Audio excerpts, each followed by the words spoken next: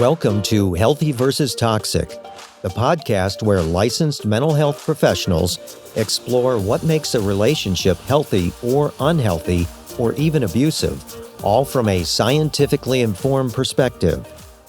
Hello, this is Dr. Grande. Today's question is longing to be extroverted healthy for introverts?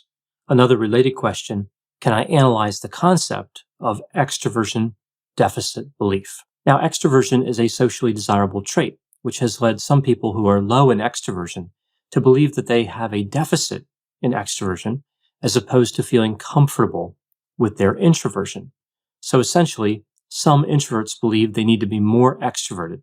This is where we get the term extraversion-deficit belief. When I talk about this idea that somebody would want to be at a different level on this particular personality trait, it's important to keep in mind that extroversion isn't the only personality trait where we see this effect. So before I take a look at extroversion specifically, I'm going to take a general look here at all of the 5 personality traits. So when I conceptualize personality, I typically use the 5-factor model. I remember this model through the acronym OCEAN: openness to experience, conscientiousness, extroversion, agreeableness, and neuroticism. So in looking at these 5 traits, we can see where some deficit beliefs might occur. I usually think about this in terms of statements that start with the words, I wish. Like, I wish I was one way as opposed to another. How often do we hear these types of statements in relation to each personality trait? So starting with openness to experience, people who are low in openness typically do not have a desire to be high in openness. And the opposite is true as well. Highly open people don't want to be less open.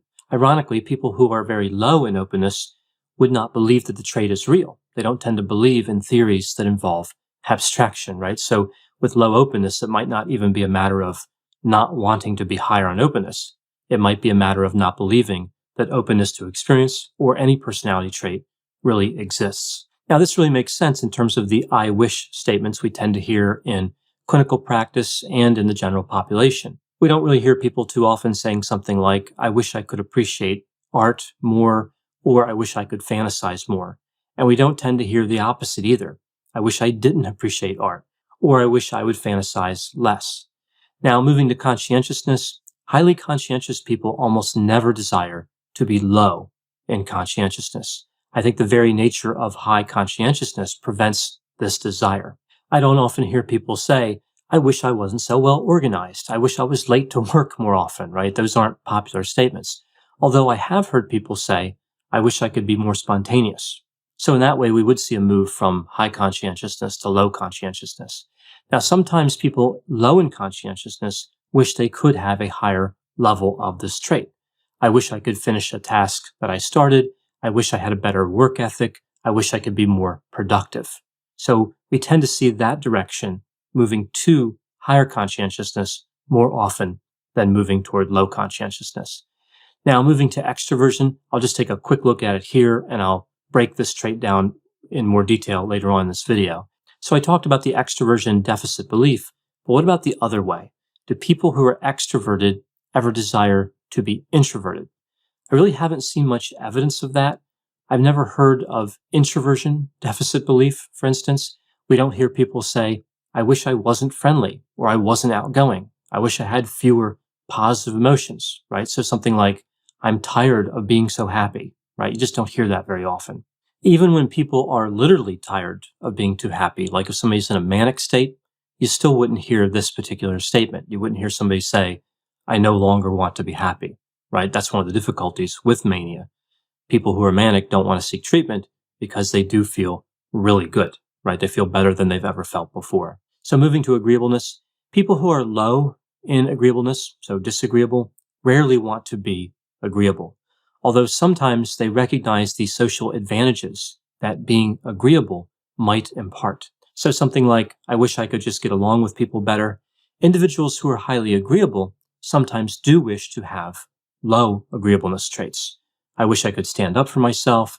I wish I could be more assertive when I know that I'm correct about something. So we see that when somebody's really high in trust and they really value cooperation, that can actually be a deficit sometimes. That can be perceived as something negative in certain situations. Now looking at the last trait in the 5-factor model, neuroticism. Individuals who have a low level of neuroticism rarely want to be more neurotic. Individuals who are highly neurotic often want to have lower neuroticism.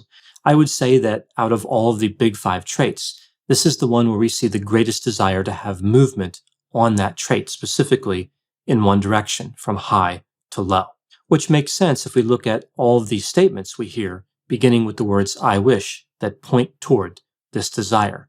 I wish I didn't worry so much. I wish I had more resilience. I wish I was more emotionally stable. I wish I wouldn't react so much when people criticize me. I wish I was slow to anger. We almost never hear the opposite, right? We don't really hear people saying, I wish I had a temper that I could not control, right? That's just not something that people typically do. So that was an overview of the desire to change personality traits in general. So let's take a closer look at the trait of extroversion. Extroversion has 6 facets. All of the big 5 traits do. Now, specifically, the facets associated with extroversion are warmth, so being friendly and kind, gregariousness, so being talkative, spontaneous, and outgoing, assertiveness, being confident, enthusiastic, aggressive, and dominating, activity, so somebody being energetic, always wanting to be busy, in a hurry, excitement seeking, being adventurous, courageous, and bold, and positive emotions, when somebody is optimistic, cheerful, and happy. Now, these facets do tend to move together. For example, if somebody's energetic, they would tend to be excitement seeking, but they can also move independently. So somebody could be quite friendly, but not be outgoing, or someone could be energetic and want to remain busy, but not be optimistic or happy. Now, although there are socially desirable directions with all of the personality traits, so specifically high openness, high conscientiousness, high agreeableness, and low neuroticism, high extroversion really stands out as being favored by society. This is an easily recognizable trait that a lot of people understand and a lot of people want to be extroverted. In a recent study using a sample from the United States, we see that 87% of people expressed a specific goal of becoming more extroverted.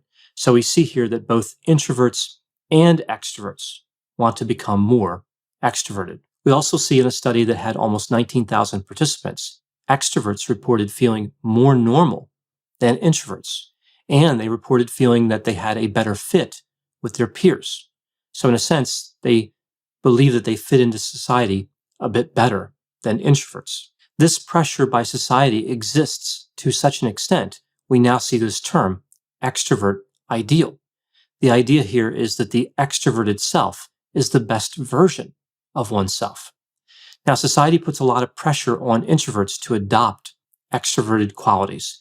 For example, one of the goals of many people in counseling is to have positive feelings like joy and contentment. We also see other goals of counseling line up with extroversion, like assertiveness training and trying to be more energetic. For somebody to be a mental health clinician, we see it's important to be friendly and kind, right? So there are a variety of pressures pushing on people to move toward extroversion. So in a sense, society really says that if introverts could just become more extroverted, they would fit in better with society. They would gain a greater sense of well-being and obtain a higher level of authenticity. We even see research supporting this idea that extroverts are more authentic than introverts. The conclusion that many draw from these findings is that introverts should become more extroverted, but that conclusion doesn't take into account the nature of authenticity. This is where I think the problem is with this particular reasoning. We know from prior research that authenticity tends to lead to a sense of well-being.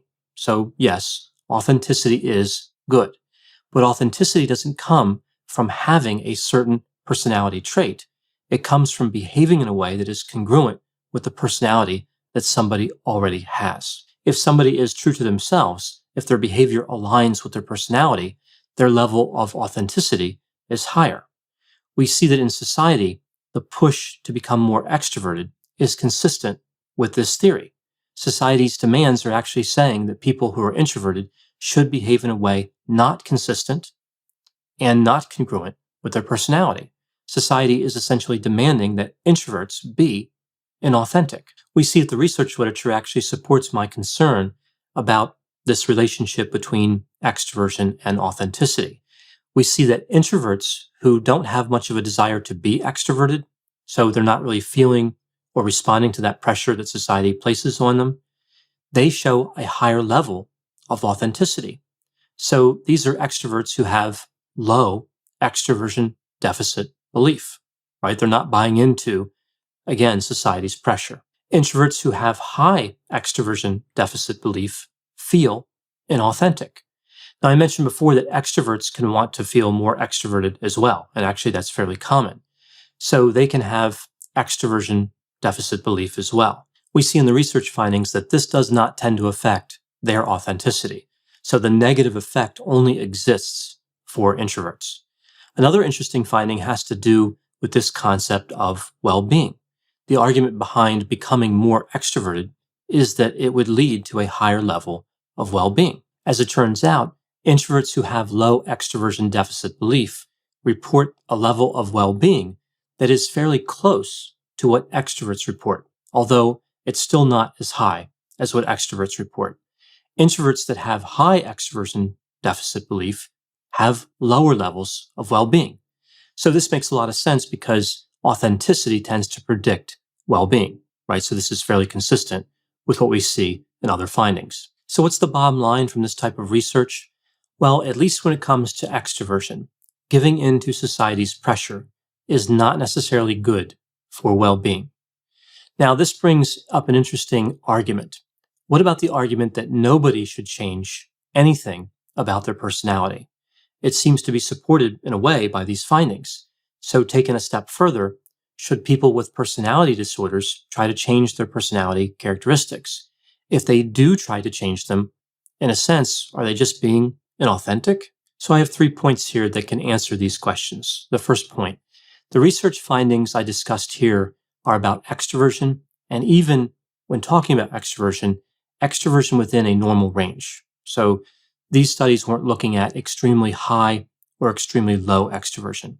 Also, these studies have nothing to do with trying to change other personality traits, other traits from the 5-factor model. The second point, these findings are talking about tendencies. For any particular individual, it might be a good idea to try to be more extroverted, or for that matter, to try to be less extroverted. My third point, personality disorders deal with dysfunction. If somebody has a personality disorder like borderline, narcissistic, paranoid, or avoidant personality disorder, their functioning is going to be limited by those extreme personality characteristics. Introversion, or low extroversion, is not maladaptive.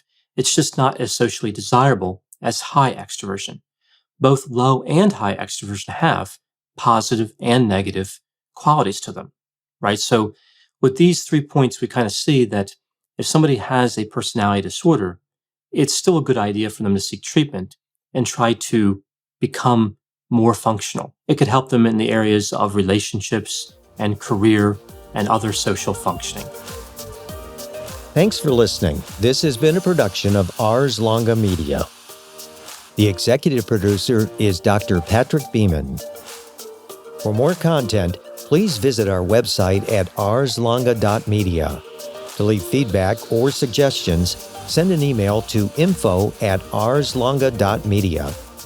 To find more content from Dr. Grande, including a link to his YouTube channel and his other Ars Longa podcasts, visit our website at arslonga.media.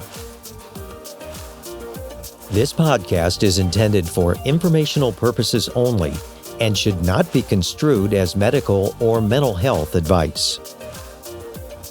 Ars Longa, Vita Brevis.